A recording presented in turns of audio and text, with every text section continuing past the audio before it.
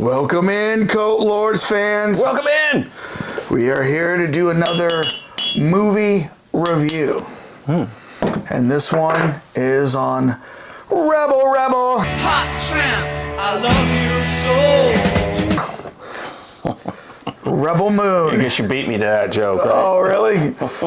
A Child of Fire. Part one. Part one. A Child of Fire. And we've been looking forward to this movie for months now, so yeah, can't wait to review this. If you're new to the channel, make sure you hit subscribe and like.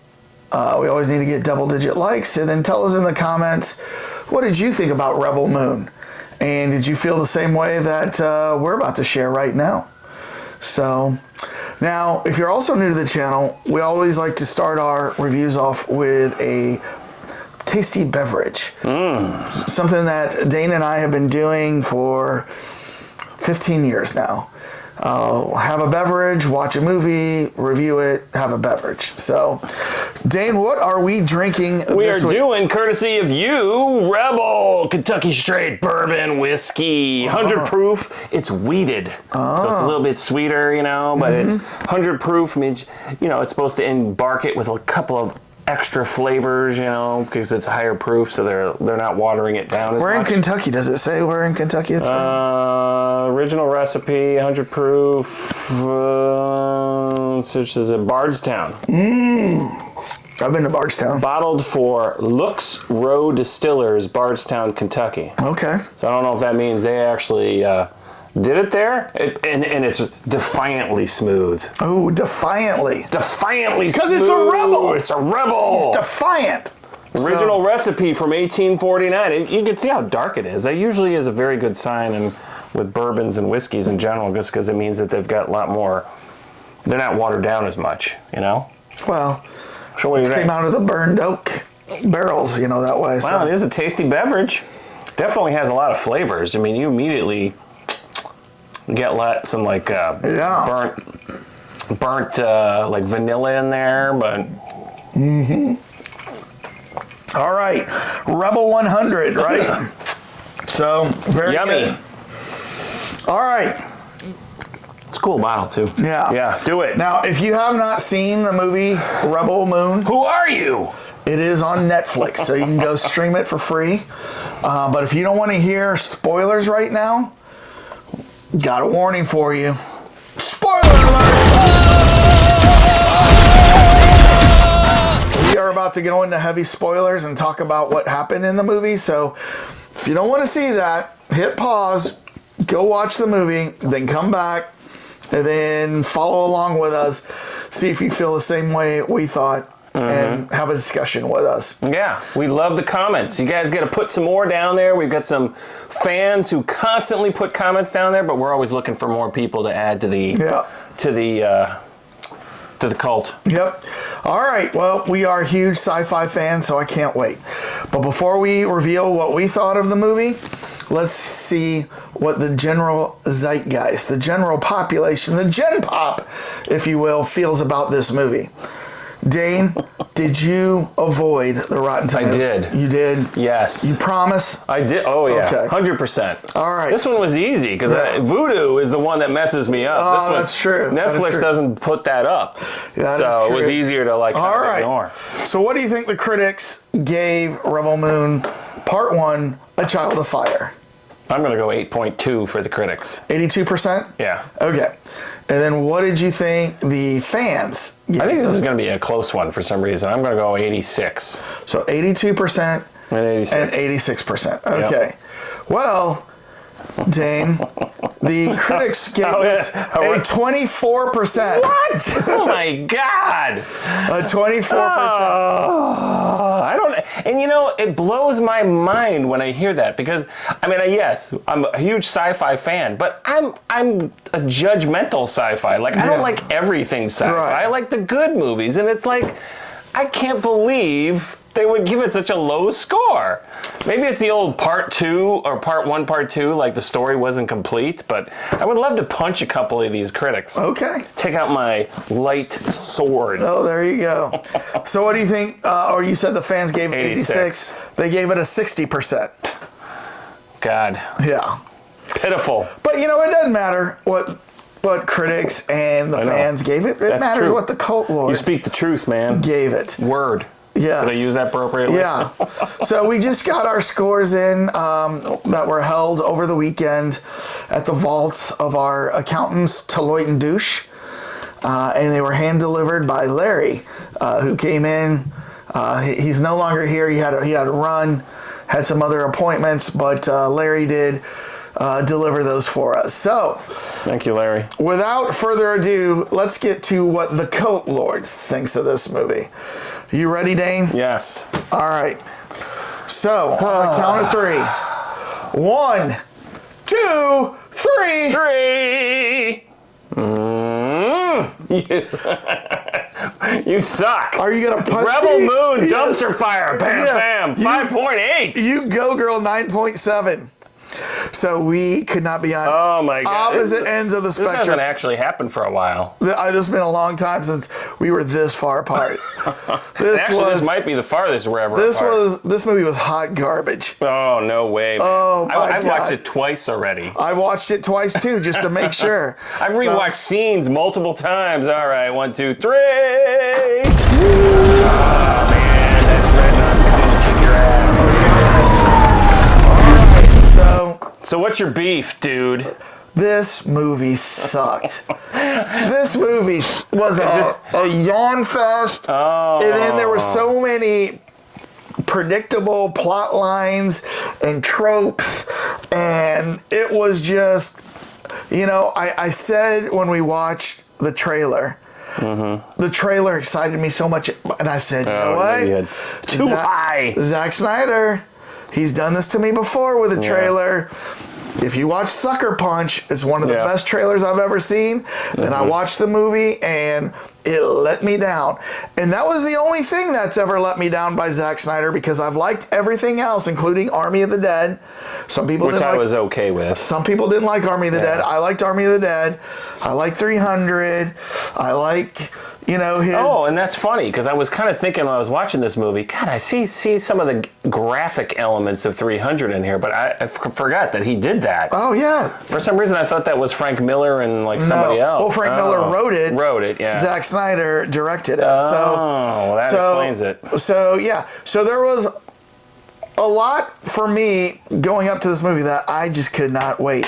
And I was so excited the day. I mean, I was all day long, I was oh, tonight I'm watching Rebel Moon. Tonight I'm watching Rebel Moon. And then Your I watched it. expectations were very high, in other words.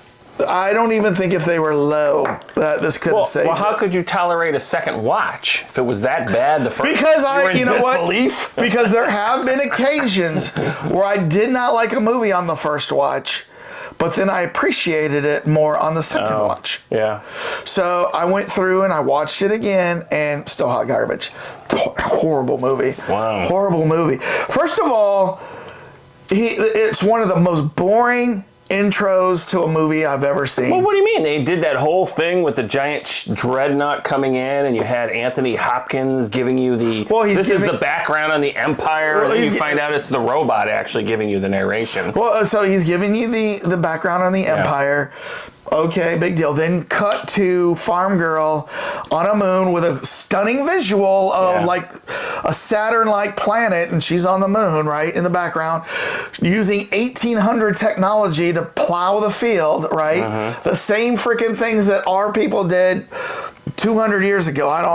They're doing it in Rebel Moon. So she should have had a droid. Well, I think the point of that particular scenario was that farming community was kind of like Quakers.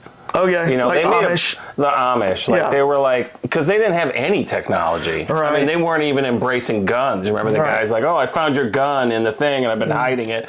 Our people won't deal with that. I mean, they had almost zero. You Yeah. didn't see anything. I mean, Oh, there was some technology. A nice sliding door when she, like, you know, just approaches it and it closes by itself. probably you know had what I mean? some street urchins doing Yeah, that just to yeah. give them the. But so then it goes to her, and then it goes to a boring celebration and a feast, and then it goes. Well, and even she's when going to be integrated into I the mean, community. I want you to think. I want you to think about the first time you saw Star Wars. How does the first 5 minutes open up?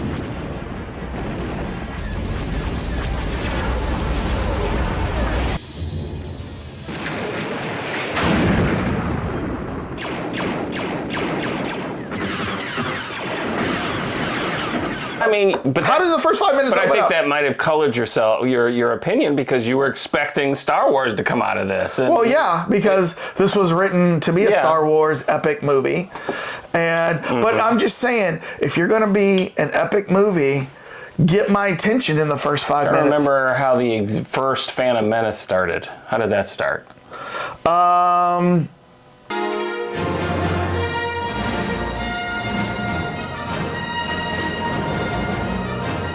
Because it was with Obi-Wan Kenobi. Oh, no, God. Yeah. Well, maybe this is the same problem. Right. We can't No, remember how that it started. starts off with them going. Once again, that was actually kind of boring. Starts off with them going to the Trade Federation to talk. Oh yeah, yeah. And then, then they have to- try to capture the Jedis in something. Right. So, but then they quickly went into action, and they were fighting the droids. And the Trade Federation suddenly goes to Darth Maul and the Emperor, or Darth Sidious, right? You don't know who that is. It wasn't the Emperor at the time. Was it saying, the Jedis, they all like is attacking us. What do we do? The banking guild, as my friend, my banker friend, loves to point out, like, I'm part of the evil banking guild. Yeah. But anyways, that was still more exciting than what this was. I don't know. I mean, I'm okay with the way this movie started. I love the way it's kind of like started in a slow burn. I mean, they set it up like, okay, there's technology, obviously, floating out there, and this is a community. And I mean, you could almost relate it to, I don't know how Witness started. I don't remember. You saw that movie with with Harrison Ford. Yeah.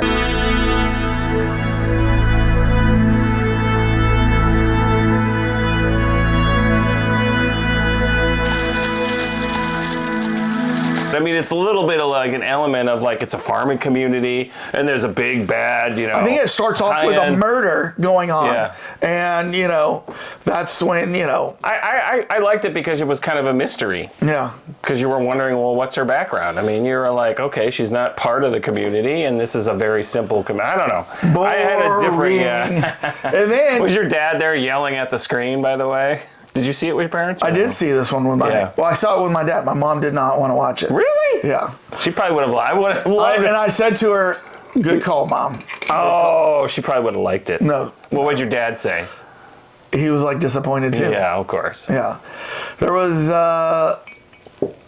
It was just not. So number two. Yeah. What I had a problem was there was no epic music in this movie. And a lot of times you don't think about this, but the music sets the tone. In fact, on the second watch, I said, I want to see, like, is there music at the beginning? Yeah. And there's nothing. There is nothing. Oh, no, I and agree it's very with you quiet. on that. And then the music that they actually do play is not. More just soundtracks, background sound. Yeah.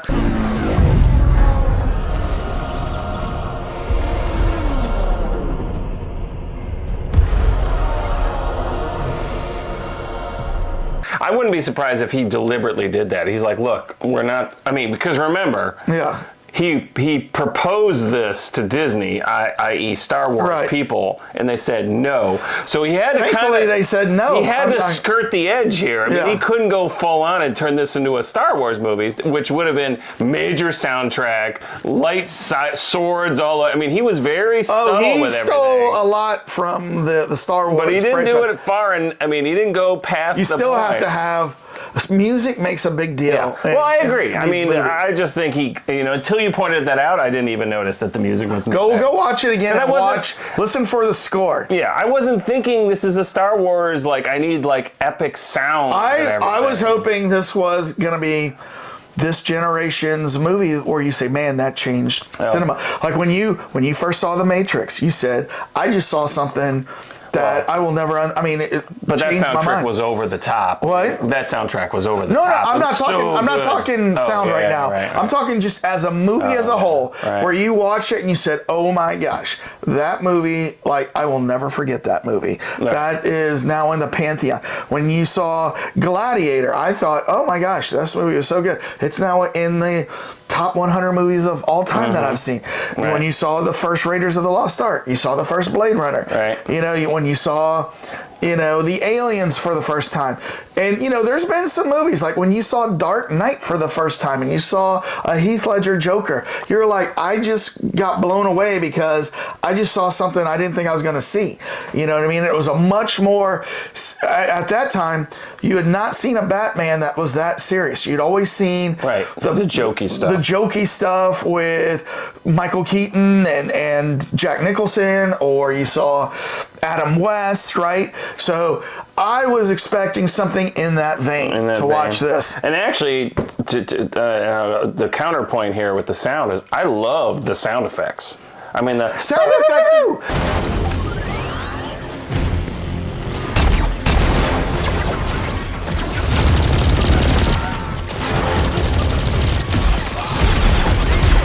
They like Dreadnought coming in with his giant noise. I thought he went, to your point, he didn't go really big with the symphonic, like symphony, like, what's his name, John Williams soundtrack. But I thought he really brought the like sound effects of the individual like hardware and things like that. I thought was like, wow, that thing is like, I just thought that was cool. But so I just didn't think it was that cool. And let's talk about these characters, okay? Yeah.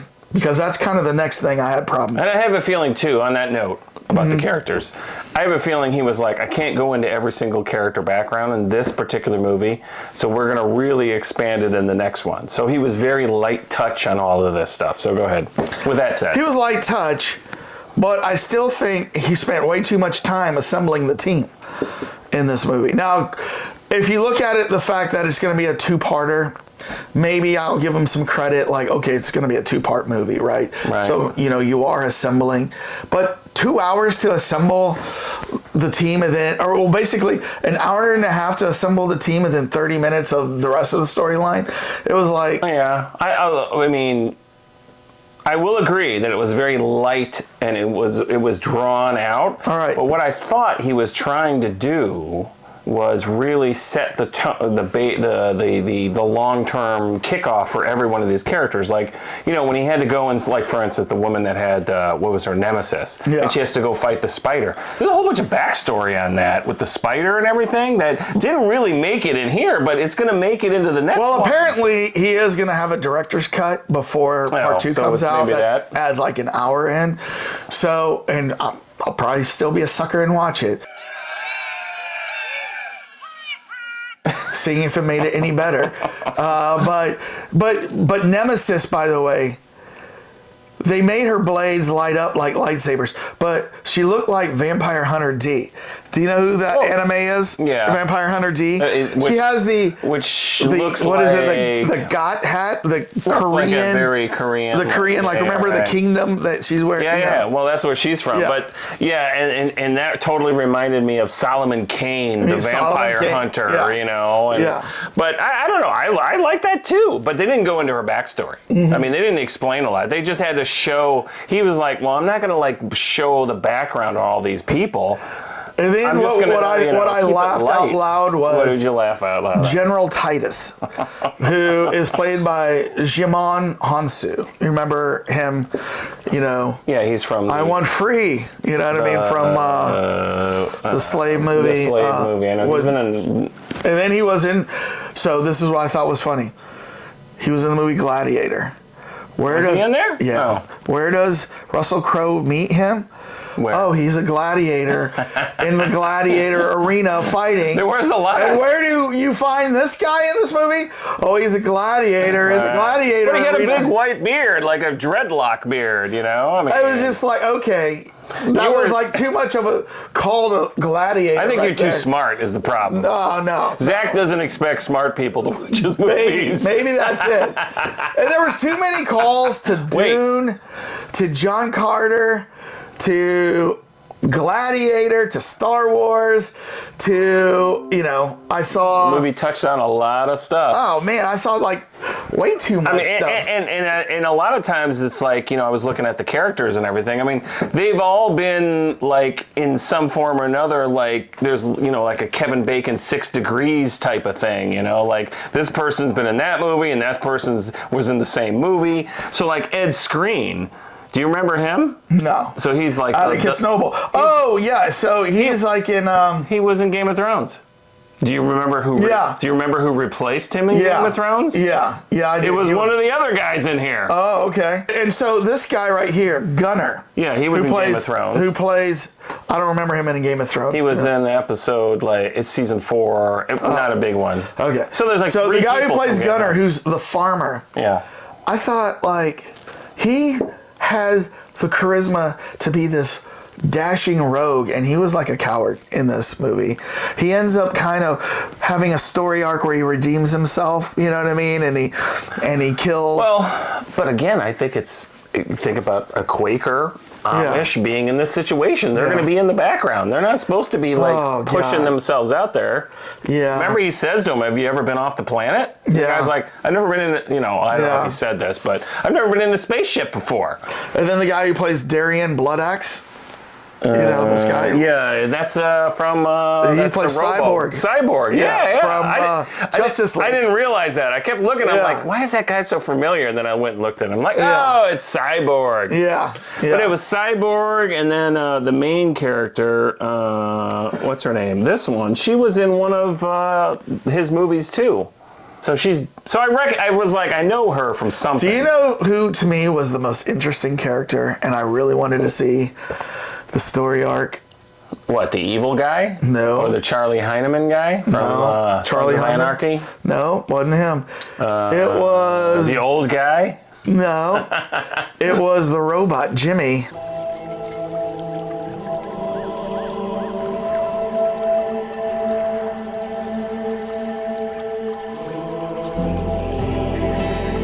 Oh, well, of course. But they held off on that because there's a part 2. I know. And in fact, to your point, the trailer had a lot more of Jimmy in there that they didn't show in this particular movie. He was the most interesting character because here he is, a robot that's loyal to the king and the kingdom. Right. But he even realizes that, undue forces killed the king.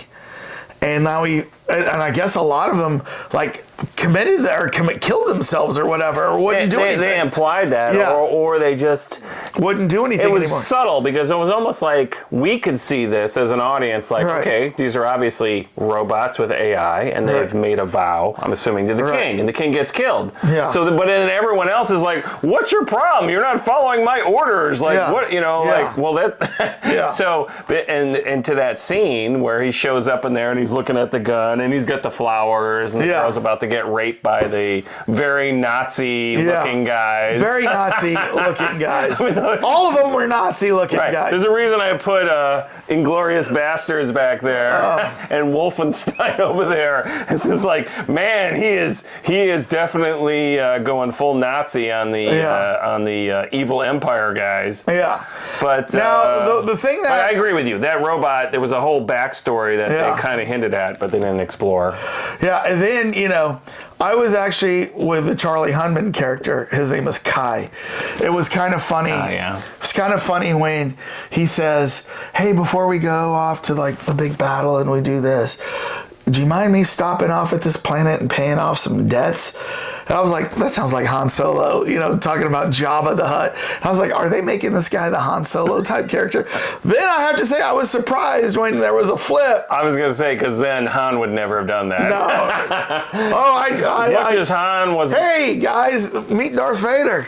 I turned you guys in, you know what I mean? So Han was, yeah.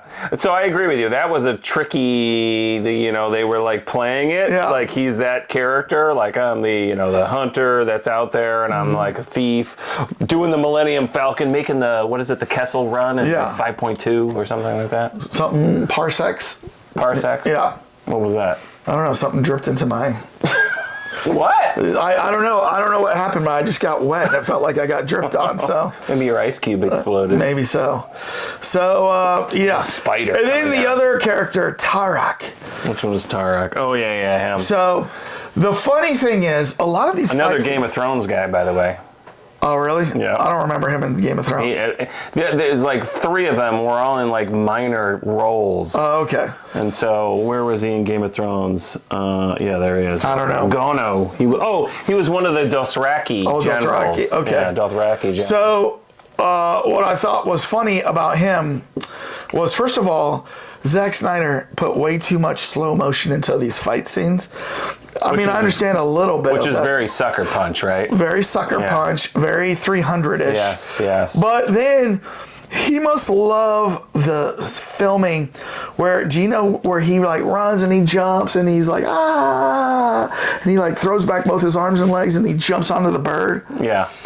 They have that exact scene in Sucker Punch where, she's like, and then they have that exact scene where one of the soldiers in 300 jumps and does that exact same thing. And they it happened twice in this movie. Oh my gosh. When the general guy runs up with the giant spear to go into the dreadnoughts, the gunner that was shooting him down, does the exact same thing. Yeah. Yes. He must love that scene because it's in like all of his movies. It's the epic attack. Yeah. The Hulk did that also in the Avengers when he fought the big He was probably creature, looking, where can I do this? Yes. Superman doesn't do that. Hulk, because Batman doesn't do that. Yeah. Nobody really does that. Yeah. But the Hulk would do it. Mm-hmm. So, I agree. So I didn't like these characters, and I didn't like how long it took to get them together. And but I know he's kind of going for a Magnificent Seven vibe, where you go around and you recruit to save the small town. That's Seven Samurai, Magnificent Seven. Was there 7, by the way? I didn't even count. I don't know, but it's the same premise. Well, I agree with you fully on that. I was just curious if you really went full on only 7. No. Because I think where he got caught in this is that, those movies are epic. And they do a great job of fitting everything into like a 2-hour time frame and everything. In this case, I think he just got caught with, there's so much to explain and show background and have the epicness of the Empire and everything that he was like, well, I'm going to have to turn this into part 2, so then I got to draw out part 1 and make it, to your point, more like, there's not enough going on here, there's just like one thing after another, and let's go into the, how many times can let's draw this movie out with how much slow motion we can, right? I liked it, but Star Wars told a full story, the first one, A New Hope, told a full story in 2 hours. Now, everything past that, Lucas knew that he was going to have multiple movies to bank on, right? Right. But when he made A New Hope, he didn't know that he was going to have because that's all. He was it. That was it. It was the full load there. He wasn't going for any other movies. Yeah. So, Zach knows, hey, I'm going to go ahead and split this into 2. And then have an extended version of both. Yeah, and then have an extended version of both. Maybe I can, do some slow burn or quickly. Because you know what? Like I said, the first 90 minutes of it was, let's get the gang together. Let's get the band together. Well, and then the last 30 minutes of it were like, okay, we got to go to this one world and tell these people, can you help us? And then one of the characters shows up with his crew and says, I'm going to ride with these guys to go defend the moon. So then they leave, and then everything is done within 20 minutes, that big fight on that, on that planet where, Right. Kai says, I've got to go. Illegal trading post. I got to go pay my debts, I was like, to trick 'em. I was like, all right, if they got a Jabba the Hutt here, then that's a little too much. You know what I mean? It probably wasn't the original. It probably was, yeah. And then he's like, I got to change that part. Yeah. Hi. Well, but I did love the technology. Baba the Slut. The bad guy, totally evil. That guy was like, man, I sure hope he gets his ass kicked. And then she beats his ass on that buoy or whatever. And then he dies. Well, he sure looks. And then they figure out how. I mean, that was cool. I thought. Yeah. And so they were bringing in other weird. I was getting an element of. Well, I don't have it up here anymore. Blade Runner, where they were pumping him up and pulling it, downloading his brain. I thought more of the Emperor going and getting Anakin Skywalker and saying, "Oh, I will now create you as Darth Vader." You know what I mean? Oh, so that's the vibe I got. Yeah, I didn't think about that. Yeah. I mean, because it ends on him going, I'm alive, whatever. And and then those robots come and they scoop him up, or what? Not the robots. They weren't robots. Those were people in they come and they scoop him up and they take him. And I'm thinking. And they're like, he's dead. Should we? The guy's like, should we bring him back? And he's like, no, dump his mentality or whatever, soul. Strangely to the general. It wasn't. Is that the guy who's in charge now? I guess, or was their dad? I don't know. Yeah, remember he. Oh yeah. That's her dad, right? Yeah. It's an older version with the beard, and then it's the whole ice thing. And then he's like, "Yeah, I'll take care of her," because they're like, "What do we do about this girl?" I'll take care of her. So. Yeah. Or I want her back. Mm-hmm. So I don't know. I mean, it's to me, it was I thought that was cool technology. And to your point, they hinted at so many different things. I mean, he was skirting the edge on I'm surprised Battlestar Galactica didn't make an appearance in there with a Cylon of something. It would have been hilarious if instead of going like this, it went like this, the light. He should have went full out. Let me pull some Battlestar in here too. Well, I told you how in the trailer review we did, and they showed the Spider Queen or whatever. Mm-hmm. I said that reminded me of Dungeons and Dragons with what's her name? The Spider Queen in Dungeons and Dragons. She is. I can't think of her name right now. In here, it was Jenna Elfman, which I did not realize that was her. What? She's it. That's Jenna. No, yeah, Armada. That's her. Okay. Not Elfman. Sorry. Yeah, Lolith. Lolith. She is the goddess of the Drows, which are the dark elves, and she's in a spider form. Is it Lolith or Lilith? No, it's not Lilith. It's Lolith. It's Lolith. Lolth. So maybe he's making a little subtle. Dungeons and Dragons there. Kate the Queen. I don't remember this part. She must have been a very. He was talking about him being hidden. Carrie Elwes. Yeah. I didn't even realize it was him at first. They really buried him under all that beard and all that. No, I think I knew that was him. But I mean, I there was an element of Dune in here with that. Yeah. A lot. And especially the way they opened up.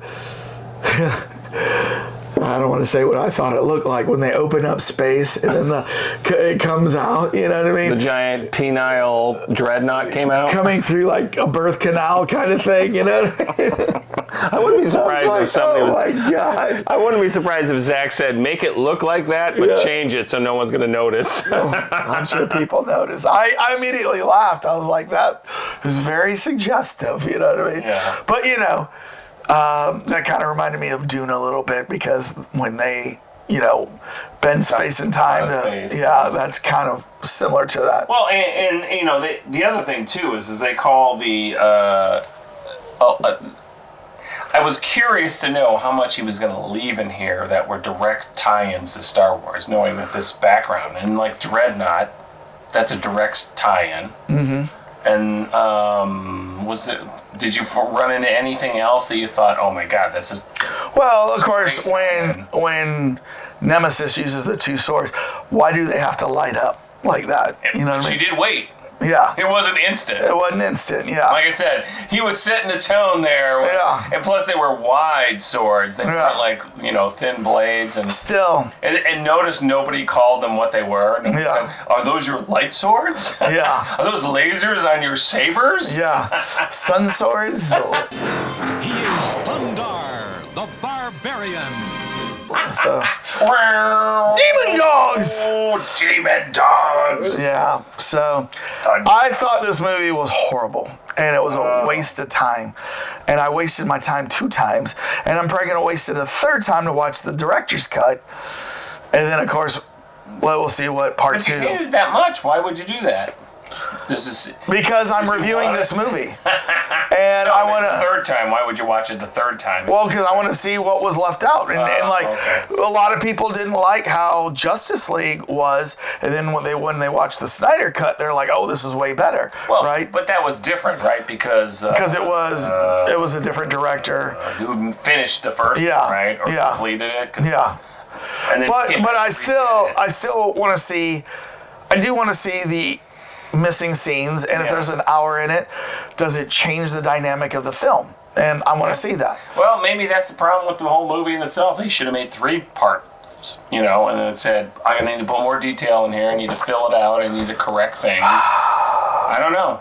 Does he write the movies, or he Yes. just directs them? It's one of he wrote those. this. Oh, well, that's always been usually the kiss of death, right? Well, not director. always. Not always. writer. I mean, I would say more than 50% of the time, if the writer writes and directs, it's not good. Yeah. There is something to be. Tarantino? No, just kidding. There is some. No, I'm just Some saying. of it is. I'm just saying more than 50% it's bad, but that could mean like 40% is good. You know what I mean? Yeah. So there are times where it is good. Yeah, well, So- Dungeons and Dragons was amazing, right? I mean, Yeah. those guys were writing it, and I think directed Direct- it too. The original John Wick, the guys wrote it Oh, and yeah, directed yeah, it. So yeah, I mean, it can happen, but it just to me did not happen here. So No. Well, I like the movie. well, I'd like to see. There was a lot in this movie. I watched it with my 18-year-old, and he liked it too. We were both like, oh, this is, he was into it. Now, of course, he hasn't watched it twice, but I was like, wow, I love these scenes. We're going to go back and watch this. The fight the funny scenes thing were is, so cool. The funny thing is, I thought coming into this that you were going to give it a low score too. Really? And then you probably thought I was going to give it a high score. I was. And like we both put up the cards, and when I saw 9 and 7, I was like, "Oh my god!" Do we watch 2 different movies? I mean, that's Well, I guess the critics and the audience have... Well, actually, the irony is we're probably the same distance from the critics and the audience. yeah. Just more in Yeah. your territory. Still, to me, I mean, if you're below 6, that's a failing score. That is an F. But and the reason why I didn't go lower is I did see some redeeming value. I mean, I saw some really cool special effects, and I saw some funny like homages to other movies and Right. stuff like that. But The action scenes were, when they hit, yeah, I didn't, were really I didn't good. fall asleep in this movie because I thought I was going to miss something good. But if I had been pre-warned that I wouldn't, maybe I would have fallen asleep. If you had come into this movie like, man, this movie sucks, you probably would have came off with a much higher score. But yeah, I don't know. I like the way he paid homage to like other. Well- maybe he's not paying, but he just referenced a lot of different things. Well, here's the thing: is I mean, I saw the trailer. Yeah. I saw him paying homage to Dune, to John Carter of Mars, to Star Wars, to all these other things. I saw Magnificent Seven and Seven Samurai. I saw the homages, and I embraced it at that time and said, I can't wait to see what Zack Snyder puts together here with this. But then after sitting through it, I was like, this was hot garbage. This was horrible. This was boring. This lacked depth. I didn't get any feels from it, like good or like excited feels. It just felt like we were going from station 1 to station 2 to station 3 to station 4 to tell this story. Again, it was part 1, so I mean, to your point, maybe care. that was the problem. Is the movie came in too epic, and they're like, you got to break this up, and he's like, all right, I'm gonna figure out where I'm gonna put this. Yeah. So. Oh well. Well, I would like to hear what the Cult Lords viewers think. Did you like this movie? Did you agree with Dane and this was a great movie? Or did you agree with me and this was a horrible movie? I would really like to hear. Horrible, though? It was horrible. Like you would not recommend it to any sci-fi person? No. Nobody? No, I would say, God. hey, look, if you like sci-fi, This is an attempt at sci-fi. It's got all the tropes that you want, but the story is horrible, and it feels like a waste of time, and you'll be very bored. And if you don't ever see this movie, you're not missing anything. Wow. You're not missing anything. That is definitely a negative review right Yes. So, all right. Well, we'd love to hear what you guys think. Dane, how do you want to get us out of Rebel Moon? Please find a way to get us out. I'm going to take a very slow, burning intro to the pain, hustling. No music. No music. Shh. Not very good backstory. Don't speak. Do not put your finger on my mouth. So, all right. Peace out, everybody. Peace out!